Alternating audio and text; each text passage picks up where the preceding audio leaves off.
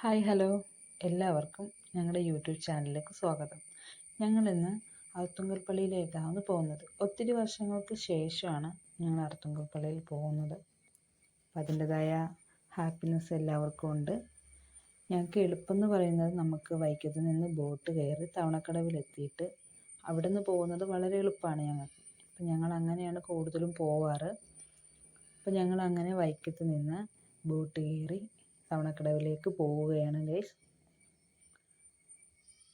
അപ്പം ഞങ്ങളുടെ അമ്പാടിക്ക് മീനും വെള്ളമൊന്നും കാണാൻ പറ്റാത്തതുകൊണ്ട് ഭയങ്കര കൗതുകമാണ് അവനതെല്ലാം. ഭയങ്കരമായിട്ട് എൻജോയ് ചെയ്താണ് ബോട്ടിലിരിക്കുന്നത്. ഞങ്ങളെക്കാളും എക്സ്ട്രാ എൻജോയ്മെൻറ്റ് അവനുണ്ട്.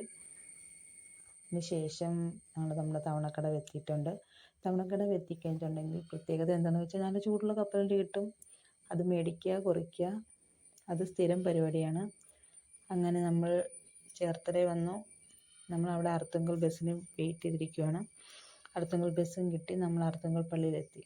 വളരെ നാളുകൾക്ക് ശേഷം വന്നതുകൊണ്ട് തന്നെ ഭയങ്കര ഹാപ്പിയാണ് എല്ലാവരും. അങ്ങനെ അർത്തുങ്കൽ പള്ളിയെത്തി, പ്രാർത്ഥിച്ചു, തിരിച്ചു വരികയാണ് ഗൈസ്. ഇത്രയേ ഉള്ളൂ. Tata bye bye.